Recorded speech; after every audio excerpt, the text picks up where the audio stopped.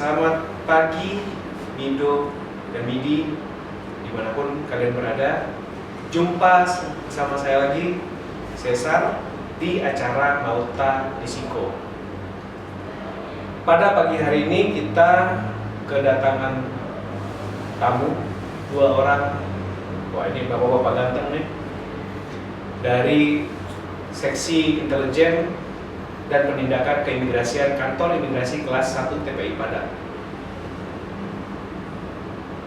Hari ini kita akan bahas yuk, apa kegiatan mereka, keseharian mereka, dan apa saja informasi yang akan dibagikan oleh mereka.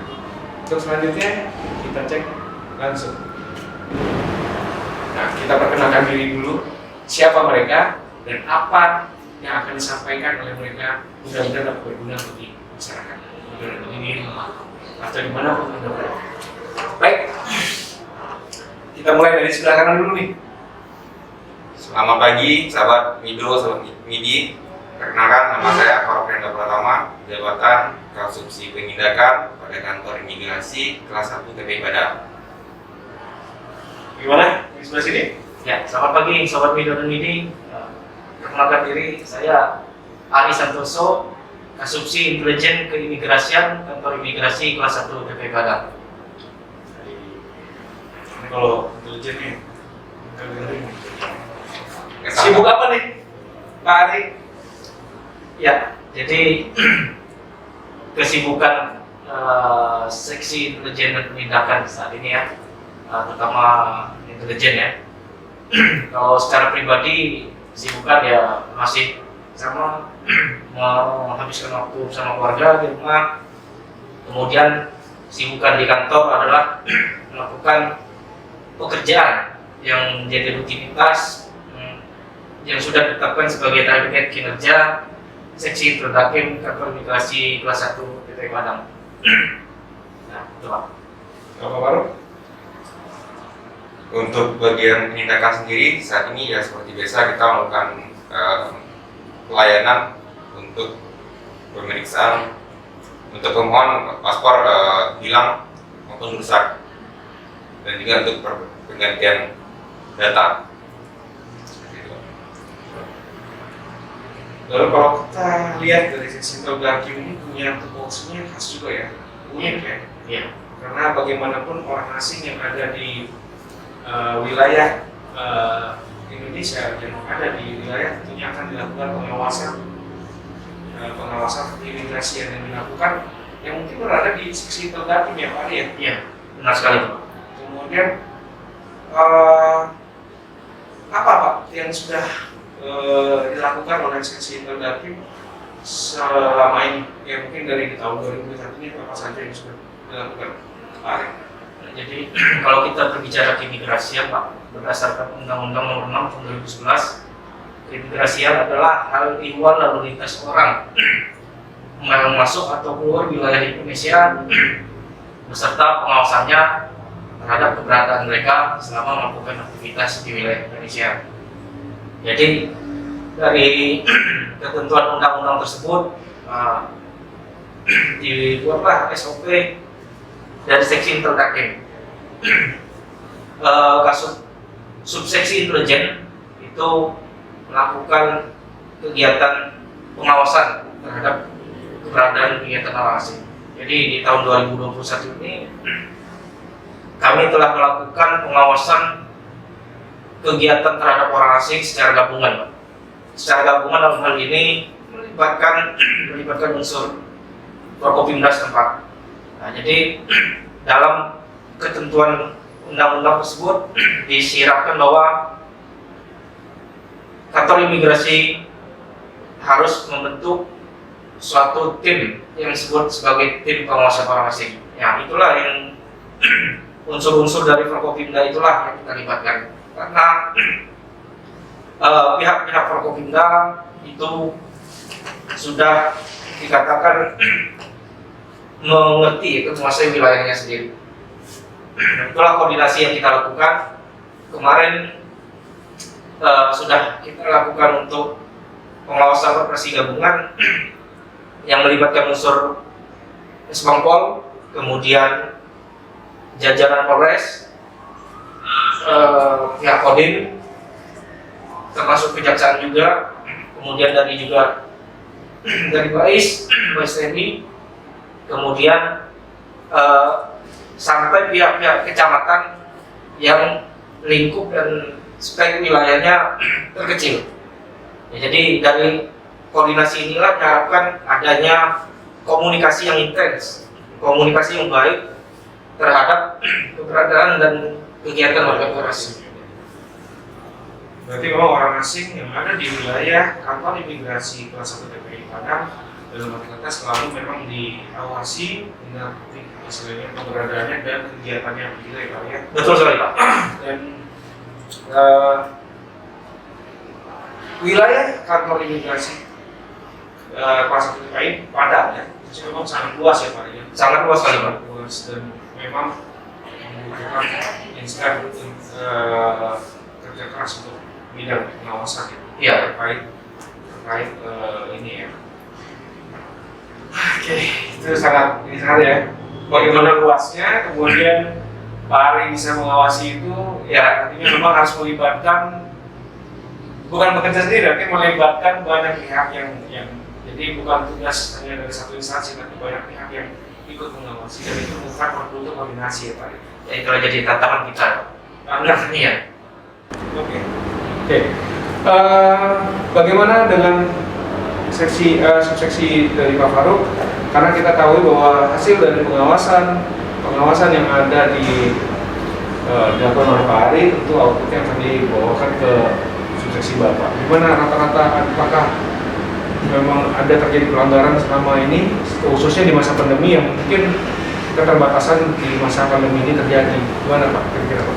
Ya Pak, untuk pelanggaran sendiri karena sekarang masih pembatasan untuk orang asing masuk ke Indonesia, jadi untuk pelanggaran sendiri itu bisa dikategorikan tidak terlalu banyak, hanya saja beberapa pelanggaran seperti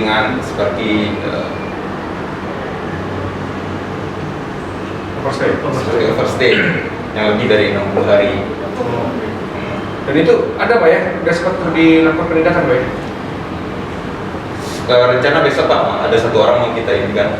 Sebelumnya ada juga Pak ya? Untuk TAK ya? Kalau kita bilang mungkin TAK Pak ya? Untuk TAK Sudah ada ya Pak ya? Tindakan administrasi. Dan mungkin targetnya ke depannya mungkin ada projo ya?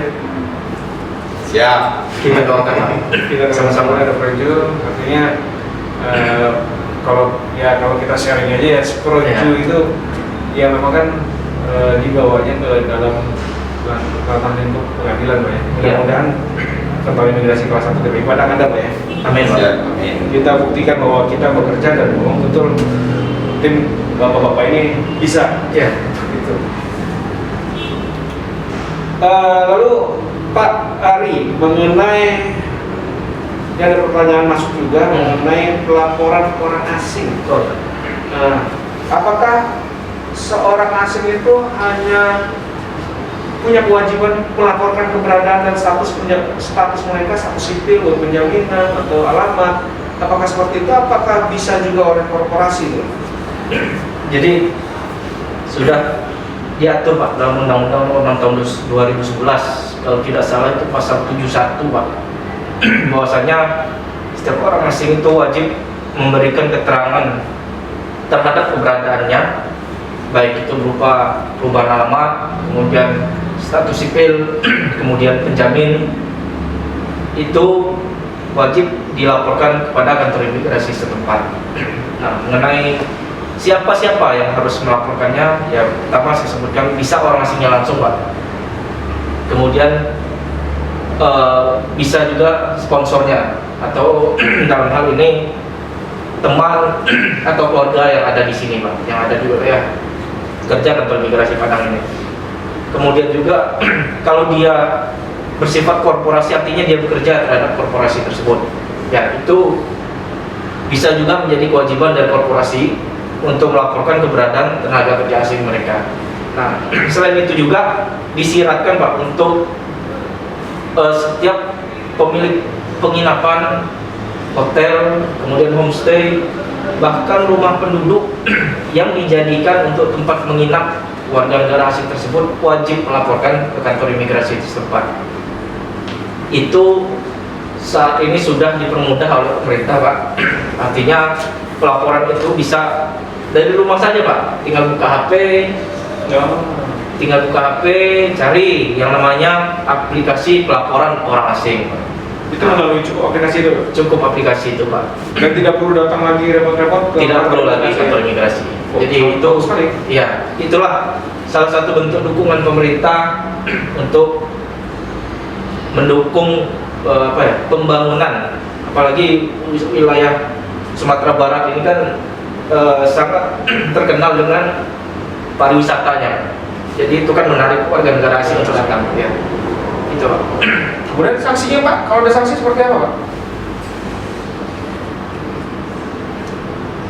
Ya Pak, bagi orang asing maupun penjamin, baik itu perorangan maupun korporasi yang tidak melaporkan keberadaan orang asing itu sendiri, itu sesuai dengan pasal 116 dan 117 itu dikenakan kurungan 3 bulan dan denda 500.000 untuk 5 juta rupiah dan juga denda 25 juta rupiah. Oh, itu artinya setiap orang asing yang tidak melaporkan baik keberadaannya pada Perubahan perubahan status sipil, kemudian pekerjaannya, kemudian alamat, itu dikenakan denda tindak pidana ringan, ya maksudnya itu, Pak, ya? Iya, Tidak pidana ringan, ya. Tidak pidana ringan yang bisa mengakibatkan dikurung, ya, kurungan, ya, ada kurungan badan sama atau ada namanya denda, ya, membayar denda 20 juta, ya Pak, masalah, ya? Iya, 20 juta, ya. Oke. Itu menurut undang-undang, ya, Undang-Undang Nomor 6 tahun 2011. Jadi artinya mekanisme itu tetap berjalan secara, berarti masuk ke pro justisia, Pak, ya? Betul, ya, masuk ke, kalau sanksi itu untuk masuk ke pro justisia berarti, ya, untuk diselesaikan di meja pengadilan waktu itu. Iya.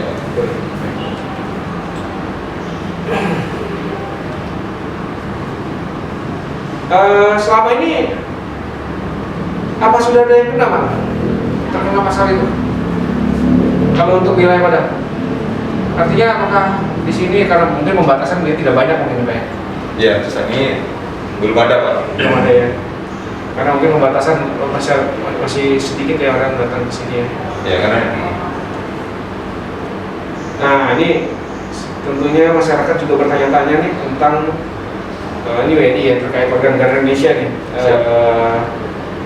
Pertanyaan-pertanyaan yang masuk adalah mengenai paspor hilang, perubahan nama, paspor rusak. Nah, ini bagian siapa nih, Pak? siap. Oke, kita tanya dulu nih. Tentunya masyarakat pasti bertanya nih, Pak, paspor hilang persyaratannya apa sih, Pak? Untuk permohonan penggantian paspor hilang itu persyaratannya sama seperti biasa Pak, seperti data diri dan data domisili, itu KTP, KK, ijazah, akta lahir maupun surat nikah. Namun demikian, apabila dibutuhkan untuk data-data pendukung lainnya, maka persyaratan tersebut akan kita inikan Pak, akan kita tambah seperti itu Pak. Itu orangnya harus langsung datang ke seksi Kaldakim atau gimana, Pak? Untuk prosesnya sendiri tinggal melapor ke bagian ini Pak, bagian di kantor kita ada namanya customer care, nanti diarahkan untuk langsung ke Kaldakim. Kemudian dari setelah sampai di sesi Kaldakim kita akan periksa berkas permohonannya dan akan kita jadwalkan kapan untuk pengambilan berita acara pemeriksaan, seperti itu Pak. Itu melalui proses berita acara, Pak, ya? Melalui pemeriksaan wawancara. Berapa kira-kira, makanya ini kalau pengajuan paspor hilang ini artinya tidak semudah seperti paspor biasa, pengajuan penggantian paspor biasa, karena memang ada tahapan lagi, Pak, ya. iya. Artinya masyarakat juga harus tahu bahwasannya, oh, paspor itu bisa cepat gitu, tidak bisa dipandang enteng, Pak, ya, paspor hilang. Iya Pak. Itu berarti ya mungkin kalau yang saya pengetahuan saya memang harus butuh surat hilang ke kepolisian ya, tentu dari kepolisian, dan ada proses BAP yang menggunakan mencari tahu kebenaran dari proses itu. Itu kira-kira berapa lama, Pak? Ya, karena ini Pak, karena untuk permohonan paspor hilang dan rusak tersebut kan ada ininya, sanksinya. Maka karena itulah kita melakukan proses pemeriksaan dulu. Setelah melakukan proses pemeriksaan yang dituangkan oleh berita acara pemeriksaan, kemudian kita mengajukan lagi ke ini Pak, ke pimpinan kita untuk membuat berita acara pendapatnya. Terus untuk prosesnya sendiri dari pembuatan berita acara pemeriksaan ke pendapat sampai dengan keputusan kepala kantor itu 3 hari setelah ini sudah selesai Pak. Jadi ada kemungkinan penggantian paspor itu ditolak Pak ya? Betul Pak. Atau ditangguhkan? Ya. Ditangguhkan Pak ya?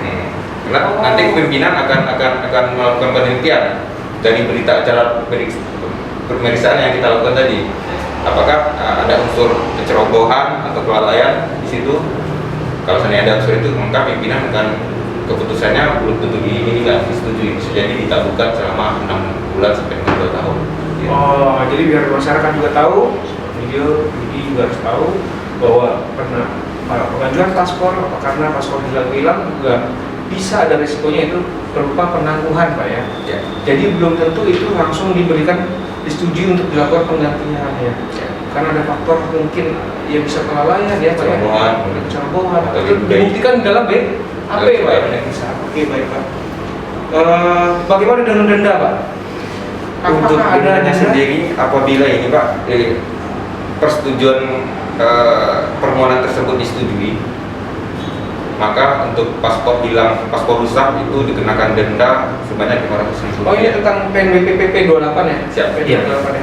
PNBP ya? Penerimaan negara bukan pajak. Iya. Terus untuk yang hilang sendiri itu dendanya sebanyak 1 juta rupiah yang dibayarkan ke negara. Betul Pak. Itu di luar biaya buku paspor yang 355.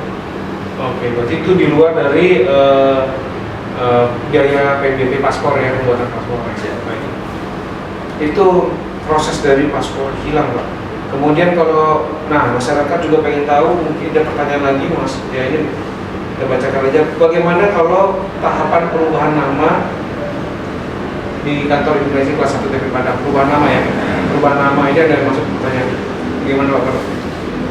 Untuk perubahan nama sendiri Pak, makanya tadi kita sebutkan kalau seandainya ada waktu berkas permohonan datang di sesi interaktif itu kan kita teliti, kan kita periksa. Apabila ada penambahan persyaratan kan akan kita mintakan. Seperti ya contohnya untuk perubahan nama itu sendiri. Untuk perubahan nama kita memerlukan surat penetapan dari pengadilan untuk melakukan proses lebih lanjutnya Pak. Jadi perubahan nama itu berarti artinya ya kalau kita melakukan perubahan nama ya memang harus diselesaikan secara administratif untuk kependudukan yang dahulu ya Pak ya. Baru ke kantor imigrasi kelas 1 TP Padang ya. Jadi bukan semerta-merta langsung merubah nama di sini, tidak ya. Jadi kalau ada perubahan nama, data itu tetap diselesaikan secara administrasi kependudukan Pak Evi ya. Melalui putusan pengadilan maupun dari catatan dari dinas Kementerian Dalam Negeri. Betul Pak ya. Bisa dikatakan kita yang berwenang untuk itu baru masuk kita sebagai pintu terakhir berarti ya. Artinya kita terkadang juga masyarakat kan nggak tahu Pak, kita dibilang ini kita dipersulit, ternyata memang harus melalui mekanisme yang seperti itu ditetapkan ya. Oke. Aduh, panjang kita bicara masalah. Terus kemudian ada pertanyaan lagi nih, paspor rusak. Nah, apa kategori rusak nih Pak? Ya, untuk kategori rusak ini Pak, di paspor itu kan kita ada semacam barcode lah ya, atau MRZ namanya militan. Itu pembacanya oleh mesin. Dan yang paspor yang dikategorikan rusak itu apabila di halaman biodatanya itu MRZ tersebut sudah tidak bisa terbaca oleh mesin ataupun di halaman paspor tersebut sudah banyak dilakukan coretan-coretan gitu, Oh, oke.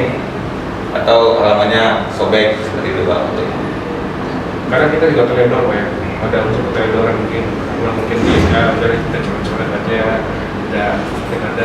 ada robek sedikit mungkin seperti itu Pak ya. Jadi itu tidak boleh Pak ya. Itu dikategorikan rusak. Kategori rusak ya. Dan rusak juga tuh ada kena juga biaya dendanya Pak ya. Ada sesuai dengan itu 500. Ya. Baik. Dan kalau umpamanya paspor itu rusak karena bencana, Untuk bencana alam sendiri itu Pak dapat dikenakan denda Rp0. Rp0. Ya. Apa kira-kira ini? Nah itu tadi untuk persyaratan tambahannya kita misalnya bencana paspor rusak ini karena bencana keadaan kaharnya, misalnya keadaan kahar itu kenapa? Misalnya banjir atau kebakaran, itu akan kita mintakan surat keterangan dari BPBD setempat Pak. Atau kelurahan ya, menerangkan bahwa betul-betul terjadi bencana ya. Boleh. Oke. Biasanya dari kelurahan itu, dari BPBD sendiri dia akan minta surat dari kelurahan untuk melakukan untuk persyaratan untuk membuat surat keterangan tersebut. Surat keterangan. Baik. Begitu itu dikeluarkan juga artinya paspor rusak itu ada pengecualiannya seperti itu ya. Jadi tidak semuanya itu melalui proses BAP dan tentunya juga Belum tentu di ini Pak. belum tentu juga disetujui karena Nanti dilihat dari kecerobohan Pak ya. siap. Oke. Baik Pak, baik tahu ya. Baik,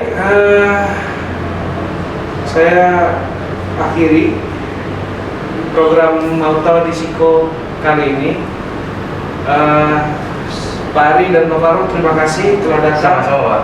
Dan kami doakan tugas sehari-hari bapak-bapak sekalian dalam keadaan lancar, tetap menjaga protokol kesehatan, semoga sehat selalu, dan kami harapkan jangan kapok lagi Pak ya kalau diundang. Pasti Kita Pak. sering lagi.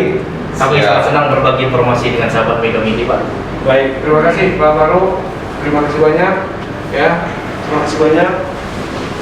Baik, Mido Midi, terima kasih telah mengikuti program Mauta di Siko pada episode kali ini mengenai Interdakin.